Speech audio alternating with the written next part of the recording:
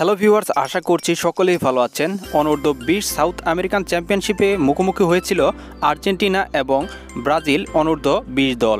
সেই ম্যাচে ব্রাজিলের কাছে 3-1 গোলে হেরে যায় আর্জেন্টিনা। খেলাটি শুরু হয়েছিল 24 জানুয়ারি সকাল 6টা 30 মিনিটে। খেলা শুরু হওয়ার প্রথমে ব্রাজিল 8 মিনিটে একটি গোল দিয়ে এগিয়ে যায় এবং 36 মিনিটে আরও একটি গোল করে এগিয়ে নিয়ে যান ব্রাজিলকে সান্তোস। এরপর 87 মিনিটে একটি পেনাল্টি পায় ব্রাজিল, যেখানে ব্রাজিলের খেলোয়াড় রুকিও প্লান্টিতে গোল করেন এবং ব্রাজিল 3টি গোল করে।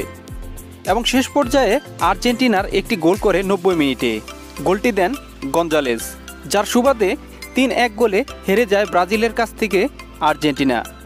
যদি আমরা ম্যাচের পরিসংখ্যান দেখি তাহলে কিন্তু আমরা দেখতে পাচ্ছি আর্জেন্টিনা ব্রাজিলের থেকে অনেকটাই এগিয়ে। এখানে দেখতে পাচ্ছি শট করেছিল আর্জেন্টিনা 13টি এবং অপরদিকে ব্রাজিল শট করেছে 11টি এবং টার্গেট শট করেছে আর্জেন্টিনা 6টি এবং ব্রাজিল টার্গেট শট করেছে 7টি এবং বল দখলে ছিল আর্জেন্টিনা 64% এবং ব্রাজিল ছিল 36% এবং পাস করেছে আর্জেন্টিনা মোট 420টি এবং অপরদিকে ব্রাজিল পাস করেছে 240টি। বোঝাই যাচ্ছে যে অনেকটা এগিয়ে ছিল আর্জেন্টিনা, তবে কাজের কাজটি কিন্তু ব্রাজিল করে নিয়েছে, যার সুবাদে কিন্তু ব্রাজিল 3-1 গোলে জয় পায়।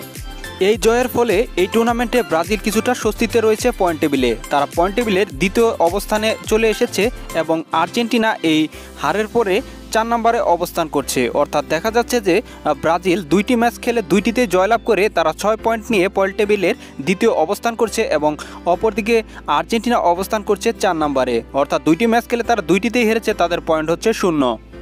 এই টুর্নামেন্টে টিকে থাকতে হলে অবশ্যই পরবর্তী ম্যাচগুলোকে আর্জেন্টিনাকে জিততে হবে, তাহলে কিন্তু তারা এই টুর্নামেন্টে টিকে থাকতে পারবে।